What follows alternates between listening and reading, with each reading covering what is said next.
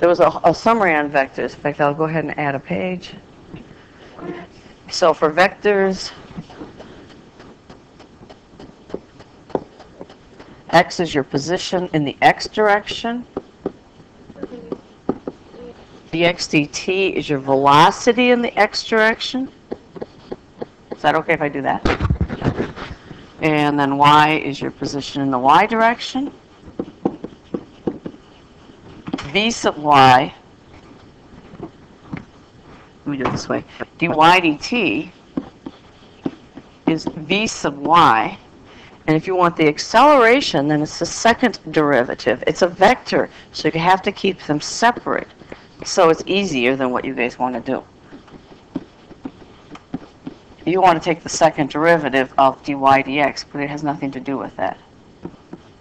So to do the problem you're doing, is all you do is take the derivative of the derivative and evaluate it at that particular point.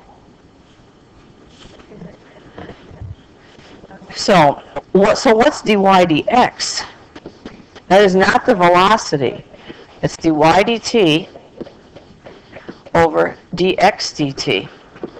And that is the slope of the tangent line. It is not the velocity. So you have to do this separately to get the velocity. Right.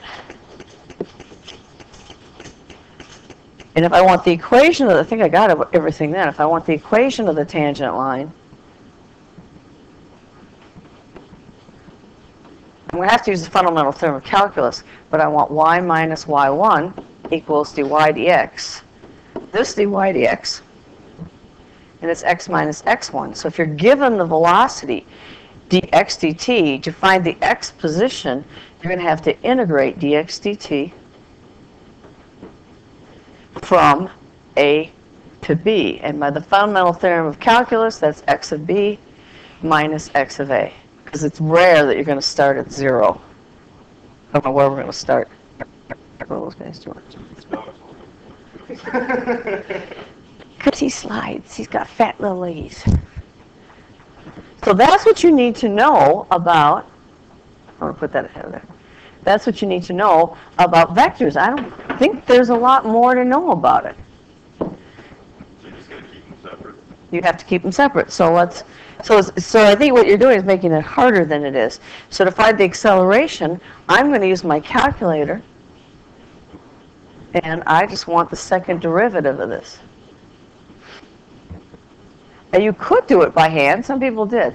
So it's d dt of the square root of 3t. But you only get the point for the calculation. So I would put this, and y1 is equal to the square root of 3x. And I would do n derive of y1, comma x, comma 4. And so when you look at your answers,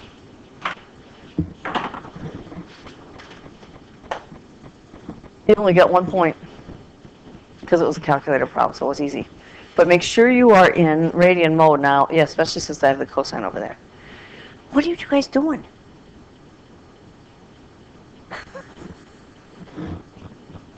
So you going to try it? They are. So you probably should try it. Make sure you know how to do it. Don't assume that you can put these things incorrectly. The more you practice, because it is a time test. That was only 1 point. That wasn't real hard. Now it says for B, find the y coordinate of the position.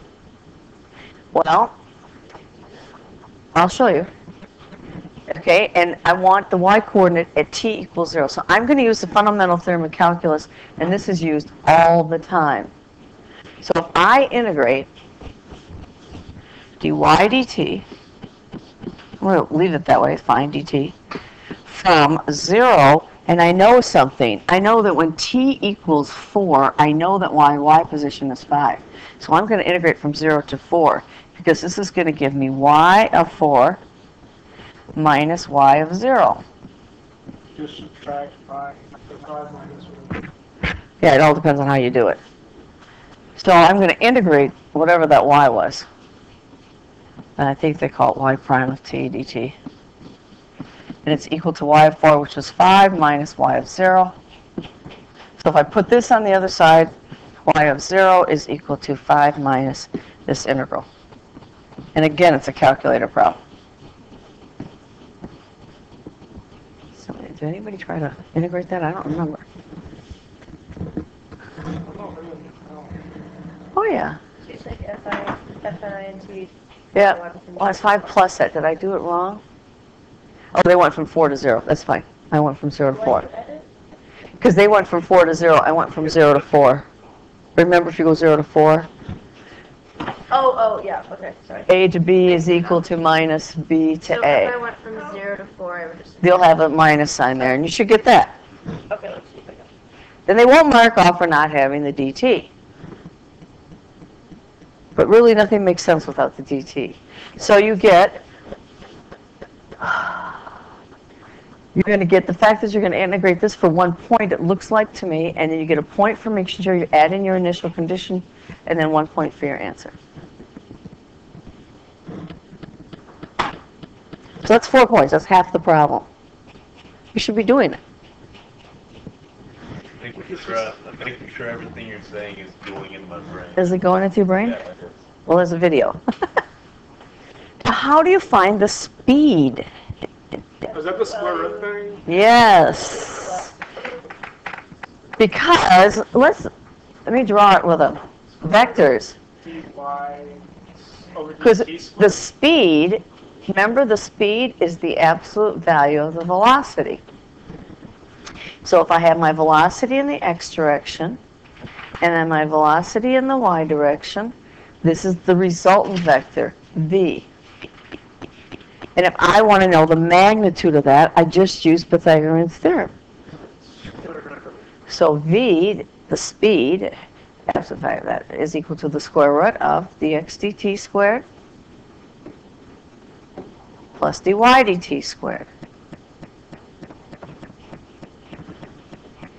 And if you integrate your speed, if you integrate rate times the time, which is dt, you get your position, or your length of your arc. Remember, rate times time gives you position.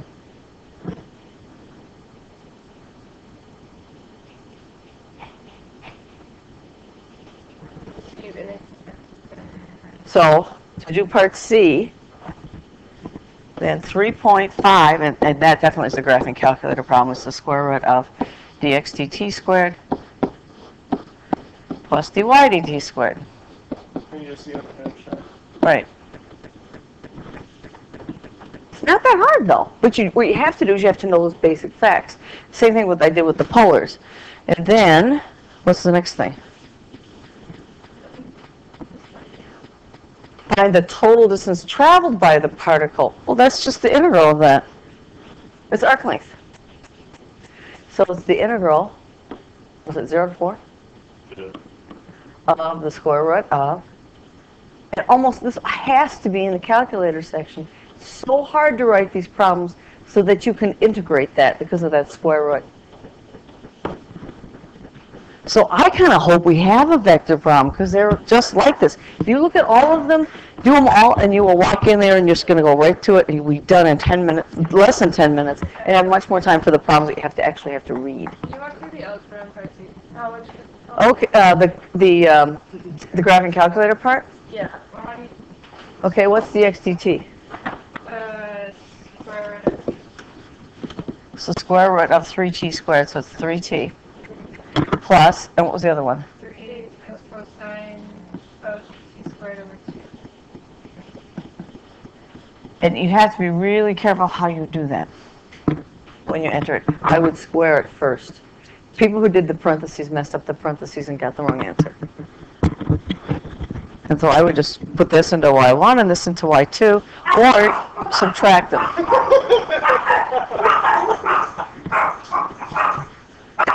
You just went gun barking on the video. It's fair, I didn't do anything, it's cheap.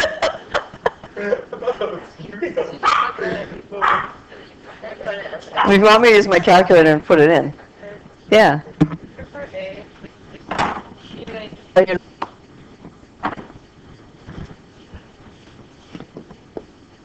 polars. Well, first, how do you find the x and y coordinates? So if you think of a circle, and I want to find the x coordinate on the circle and the y coordinate on the circle. So if you forget in the middle of the test, you can do this. This is x and this is y. There's theta and there's r. So Kevin, do you remember? What's the cosine of theta? Like y or x. Well, look at your picture. Cosine is the adjacent over the hypotenuse. So it's x over r, so x is equal to r cosine theta. We're going to highlight everything you have to know. This is one thing. Then what's the sine of theta? Y over r. So y is equal to r sine theta. And if I do x squared plus y squared, that's equal to r squared cosine squared of theta plus r squared sine squared of theta. And if I factor out r squared, I get cosine squared of theta plus sine squared of theta. And that's just, remember that trig identity? It's just one, right? So I get the equation of the circle. So that's one relationship you need to know. And you can see some of the problems with the hyperbola with x squared minus y squared. It's done in similar ways, and it's actually easy. And then if I want to get the angle, the tangent of my angle is y over x. So theta is inverse tangent of y over x. I'm trying to make sure I have everything here. And if we have any kind of a curve, a polar curve, if you have a circle, let's just take some sort of polar curve here, and I'm going to take a little sector of it. And this is my angle, but it's really my change in my angle, so I'll call that delta theta, and this is r. Now, if I was in degree mode, I would take my angle divided by the number of degrees there are in a circle times pi r squared. So if you have 90 degrees, you have what part of a circle? How much pi do you get? A quarter pi, right? So that's just for the area of a sector. Let's change it over to radians. And there's 2 pi radians and 360 degrees. So what I'm doing is deriving the formula for you, because then you can remember if you forget. And what happens to pi? Cancels. So I get 1/2 radius squared, and then because I have all these little delta thetas here, I'm going to add them all up. So this is going to be delta theta, and I'm going to add them all up. So the change in the area, that little sector, is 1/2 r squared d theta. So to get the area, I'm going to integrate. So the area is equal to 1/2 r squared d theta, and I've got now the hard part, theta 1 to theta 2. So to do that, I'm going to have to know how to graph polar points. So that's important to actually realize when you're doing some of these problems. So if I had the point, now remember it's r theta, so if I have the point 1, 0, that would be, I would not rotate any degrees, and I would go over a unit of 1. That's 1, 0. But what if I had, let me change colors, -1, 0. I would rotate no degrees. They'd be on this line. Because it's -1, I'm going to go this direction. Do you remember that? About those negatives? Well, that's going to be important in some of the problems in terms of interpreting what's happening. And I may be more complete on my other video. But I think I have everything you need. So if they ask you for the derivative, they ask you for dx d theta, you're going to do r times the derivative of the cosine. The derivative of cosine is negative sine of theta. And r is changing. So it's plus the cosine of theta times the derivative of r. Well, I don't memorize that. I just work it out. So, but you have to know this piece right here.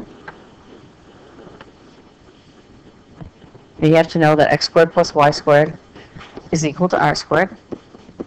but you knew that anyway, and you have to know inverse tangent of my angle is y over x. Sorry. Tangent of my angle is y over x, so the angle is inverse tangent, sorry. And you don't have to simplify, so on one problem, you don't really want to simplify. I mean, you can, but if you do it wrong, you lose your points. So now we can do this problem, and actually, if we know all that, then this stuff's kind of easy. Okay, so we had to find the area of this.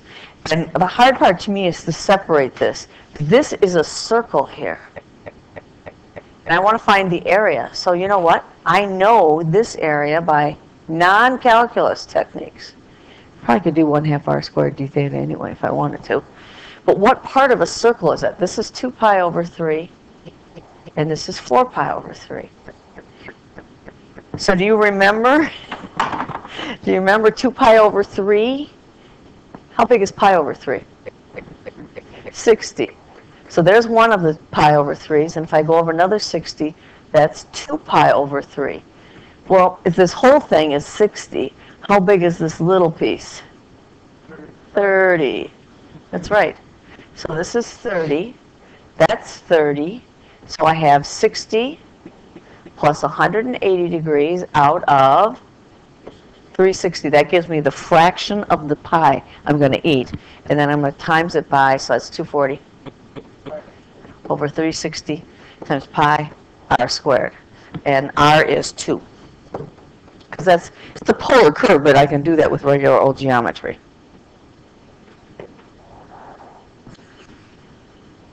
You do that all night. Okay. So the hard part where you have to have the calculus, is this other curve. They call it a lemniscate. We don't care what it's called. It's this part. But I only want this from here to here. And it's actually the easy part. Because then I'm going to use the formula. So that's 1/2 r squared d theta. Guess what? They gave me the angles. What are the angles? 2 pi over 3. To 4 pi over 3.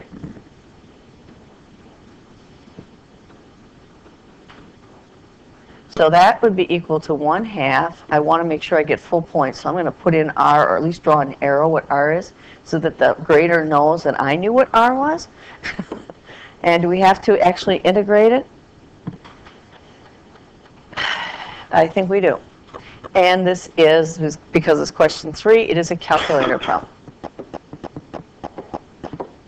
So you just put it on your calculator, you add this plus that piece, and you get your answer. That's 4 points. That's half the problem, just about. So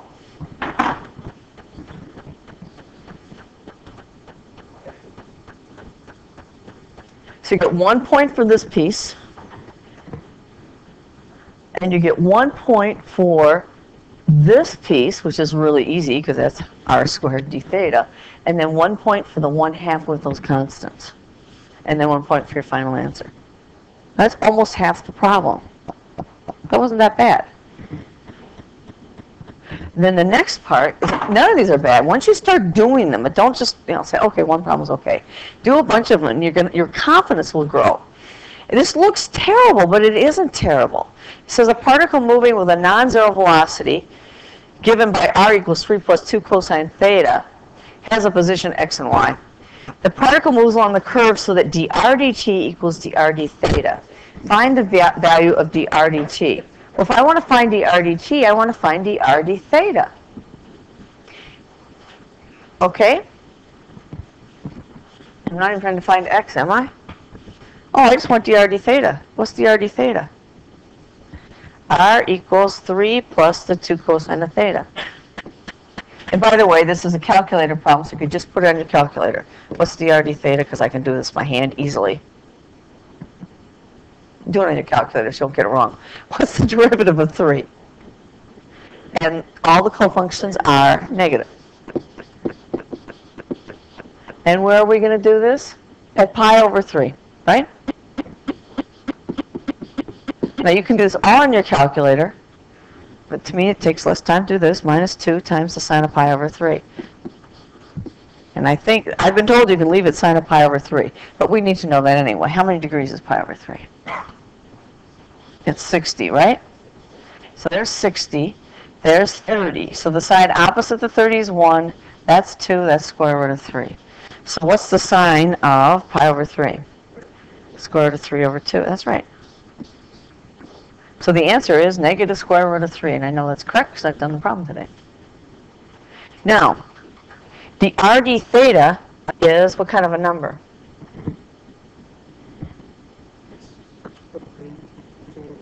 Positive or negative?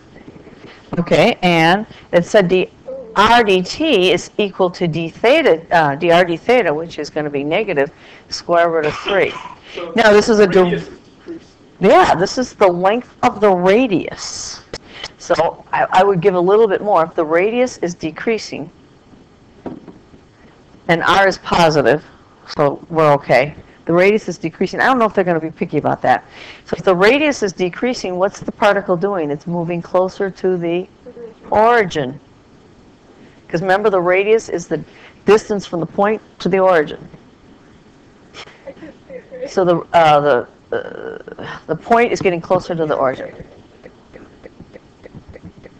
You know, and there's only so many things they can ask you. So they're going to be similar. So if you do all the polar problems, you'll walk in there and say, oh yeah, I can do this. You kind of wish you could have one because they're really not that bad. They're very scary if you haven't done any of them because they look strange, but they're not that hard.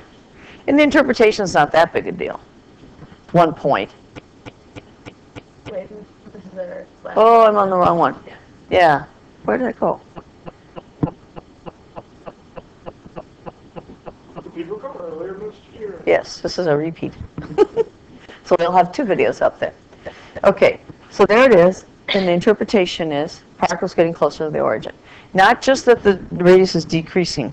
You would need all of that. I'm not convinced you have to have this because I did another problem where they didn't say that. Like, it's getting close to the origin because it's like obviously getting closer to the origin. Because you're looking at the picture. But you have to use the calculus. You have to use the calculus. Well, yeah, but I'm saying like. And that's 6 points. So far, not too bad. part is easier. And then what do they ask for C? Find dy d theta. Now, you remember what y is? Yeah. Question? Just understand that. No, it's not that much geometry. No, The last one is finding dy d theta. What's y? It's r sine of theta. So I forgot what r is because I've done too many of these problems. So r is 3 plus 2 cosine theta. Now, are you going to use your calculator? Now, I didn't. It didn't bother me to do it.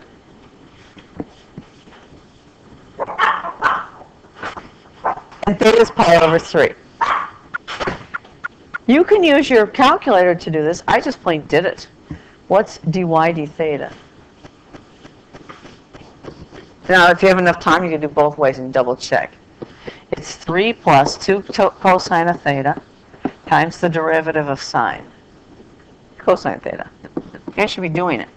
I'm getting really good at this because I've been doing this. Plus the sine of theta times the derivative of that one, which is what? Negative 2 sine of theta. And again, I'm going to draw my little triangle at 60 degrees. So I'm going to try and draw it the scale so it looks a little bit better. Here's pi over 3. Here's 2. Here's 1 square root of 3. Again, you might want to use your calculator because then you don't have to do any of this. You just have to put this into your calculator. That's all. So it's 3 plus 2 times the cosine of my angle, which is 1/2. Right? Times 1/2. Plus, actually it's minus, 2, and it's sine squared of theta. What's the sine of theta? Square root of 3 over 2, and we're going to square that, which is nice. So this is 3 plus 1 is 4, half of 4 is 2. Can you guys do that fast? Or is that too fast? That's 4. Half of 4 is 2. Minus 2 times 3/4. So 2 minus 3/2 is going to be 1/2, which is clearly positive. Now, dy d theta, they tell you, is the same as dy dt. What does that mean? Now, careful, it's not the radius. Dy dt, this is the y-axis, this is the x-axis. If dy dt is positive, the particle is moving like this. So what's the particle doing? Particle is moving away from where? Not the origin, away from the x-axis. Why? Because it's dy dt. If it's dr dt, Oh. r is measured from the origin, y is measured from the x-axis.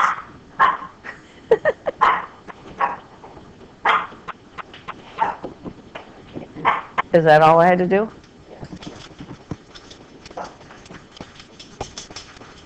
And that was 3 points.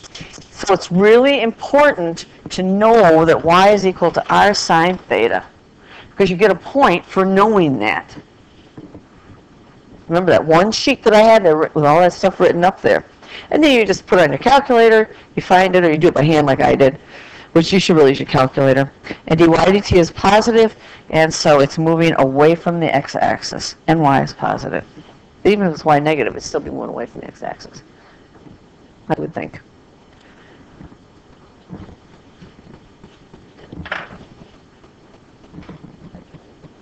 Yeah, we can do one more. Okay, so let me pause this. Okay. First read the problem and see if you can figure out what's happening. It says we have a line. Here's my line. And then we have a polar curve. And actually, it's part of a hyperbola, but you don't have to know that. It's this piece right here. That's curve C. And now this is the double bubble problem. Yeah, my students have all heard about the double bubble. This is the one that's A, B, and BC. These are AB questions, and the rest are BC. And the BC is actually a lot easier than the AB. So it says find the coordinates of P. So I want to find where these intersect. And it's a calculator problem, but we're not going to use a calculator because we're smarter than that. Well, honestly, sometimes a calculator is slower. These x-coordinates are the same. So 5/3 y equals square root of 1 plus y squared. Honestly, I think it's easier to do that by hand. What do you do to both sides? Square them. So I'm going to get 25/9, at least if you're careful, y squared equals 1 plus y squared. And I know how much you guys love fractions, so we're going to avoid them. And we'll multiply through by 9, because then I don't have to deal with any fractions. And so I'm going to get, well, the 9s are going to cancel. I get 25y squared, and you're allowed a calculator, plus 9y squared. So if you don't feel comfortable subtracting 9 from 25, then definitely use your calculator. Yeah, but what happens is you subtract wrong, and then everything's wrong. True. So it's better to double check it. And then we divide by 16. And we know we're in the first quadrant, so we're not going to take the negative solution. Yeah, I think that's. Did you forget to square it? Yeah. I mean, you can graph it and see where they intersect. Whatever's fastest, to me, the algebra is fastest. So when you square 5/3, you get 25/9, y squared, and then the radical goes away. And I actually don't, I think we just wrote this up. I don't think I have the video on this, but I could be wrong. I don't remember anymore. So y is equal to 3/4. That's what they asked. You just plug it in again for the x. Find the coordinates of P. So what's x? Oh, silly me, I used x equals the square root of 1 plus y squared in the last class, or the first hour. It's easier to do this. 5/3 of y, what's y? 3/4. That would have been a lot easier. So x equals 5/4. That's not calculus. That's just solving a system of equations. That's all that is. Okay, and then it's, oh, that's all it says to do for A? Oh. No, Yeah. Oh no, I have to find dx dy for curve C. Okay, so I'm going to find x equals the square root of 1 plus y squared. Now I want you to notice I'm going to do mine differently than you are. Because you know what you are going to do? You're probably just going to take the derivative with respect to y. But I want my life to be easier than that. So I'm going to square both sides. So I get x squared equals 1 plus y squared. That looks cleaner. And it's actually so much easier to take that derivative now implicitly. Now it's with respect to y. This is still an AB topic. A little tougher AB topic, I think. They don't have it this hard on the AB exam. So what's the derivative of x squared, but with respect to y? What's the derivative of x squared? It's 2x times the derivative of x with respect to y. See, this is when you start understanding what a derivative is. And then you meet up with first-year calc students and they don't get it.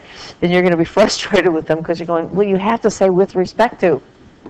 Well, that's 0. And what's the derivative of y squared? Just 2y. So the 2's go. You can do it the other way with the square root, but it's so much easier to do it this way. dx dy is equal to y over x. And I know what y is. What was y? Y was 3/4. And x was 5/4. And do you remember my nice way of doing these complex fractions? I'm not going to multiply by the reciprocals. I'm going to multiply by the common denominators. Because it's just going to come right out now. It's 3/5. So much easier. So much easier than doing the reciprocals. So let's check our points. I think that's like 3. I'm not sure. I don't want to see everything. 2 points for that? Wait, sorry. Okay, it's only 2 points. So if you forgot to do y at x, or if you forgot to do x and y, you'll lose that point. And then your derivative, did we get 3/5? Yeah. Okay, so that was, how many points? 2? Yeah, but that's the AB part. Then B is also an AB part. Now, they tell you explicitly, set up an integral with respect to y that gives the area of S. But I want with respect to y. Which way are we going to slice this? Horizontally or vertically? Horizontally. This is x1, and this is x2. And I just want the area. So the area is going to be equal to the integral of x1 minus x2. And what's the differential? This is why I can't understand why you can do this problem without the differential. This is going to be dy. Because without that, I'm going to do it wrong. And y start down here at 0 and go to this y value. 0 to, was it 3/4? Which one's x1? Which one's this? Look at the picture. This is the curve. Yeah. So this is x1. You could write that and just tell the grader this is x1. You don't want to write it out. And this is x2. That's another 2 points, because those are the AB questions. So when I call it the double bubble, we have 2 Scantron sheets in front of us. So for the AB one, I bubble in your scores, and I put them right next to each other, right on top of each other, so everything's lined up. And then I bubble in what the score was there. And that gives you your 60%, that's AB. So part of one of these free responses has to be AB to get the 60%. And so there it is, 0 to 3/4. That was easy. That was maybe a little trickier, dx dy. So I did it implicitly. You might have done it this way, by taking 1/2 the square root. But the problem I see with you guys is you forget the chain rule and you forget 2's, and then things get all messed up. So that's why I like the way I did it a lot better. But you can do it either way. Now, for the calculus part, the BC calculus part, this is far easier than you realize. C is this curve. Now, what is x in polar coordinates? Cosine. If you know that, then you've got this. R sine theta. Substitute in and solve for r squared. And they gave you the answer. So you know what to look for.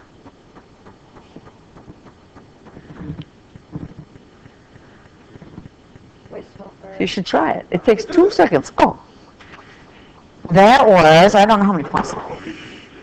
Yeah, it doesn't hurt to do them again. I've done them several times. So you get a point for saying that. Yeah. And then you get your point here. I think it's just... Then, substitute this in there, and then 1 point for that. So it's 2 points. So what have we got? 5 and 2, 7, and the last will be 2 points. And that wasn't bad either.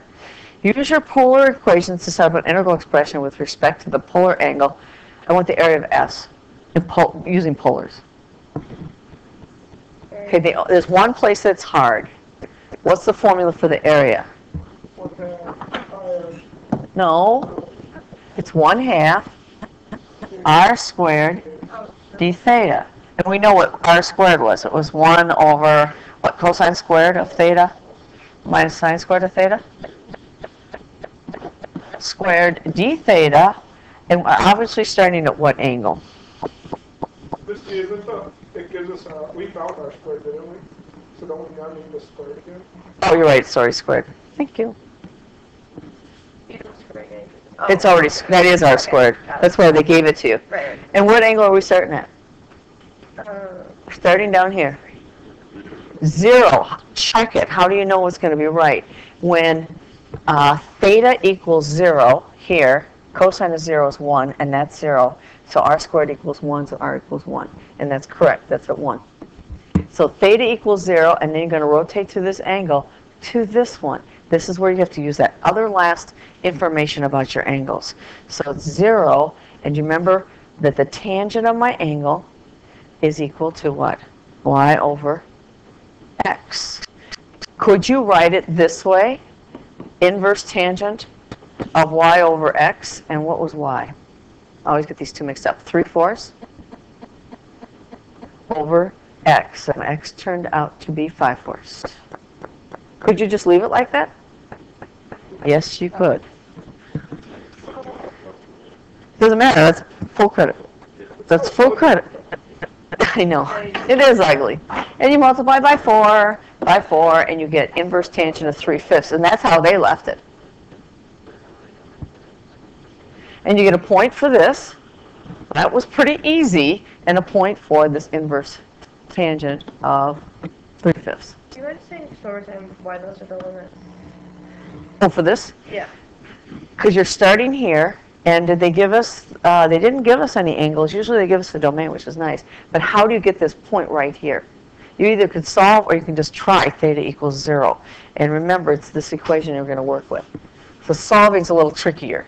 You plug in. If theta is 0, then the cosine squared is 1. Sine is 0, so r squared equals 1. So r is equal to 1. That's that point. Okay. Or you could do y over x. So Y is 0. There you go. That might be easier. I just looked at it that with the polars. Whenever it's a polar, you look at the graph again. I got to look at that graph. Yeah, it's a polar graph, and I got to really think about r and theta. Understand. And that's all there was, and that was 2 points. Tan of y over x. That's, remember, one of those other formulas you have to know. So let's go back to that page and look at that again if I can find it. Good luck. There it is. Those are the formulas. If you know those formulas, you got polars. And if you know how to do a graph. You won't have to do anything worse than r equals 2 or r equals sine theta, r equals cosine theta, or 2 sine theta, 2 cosine theta. You just have to plot a couple points and you'll get it, but you need to know where they are.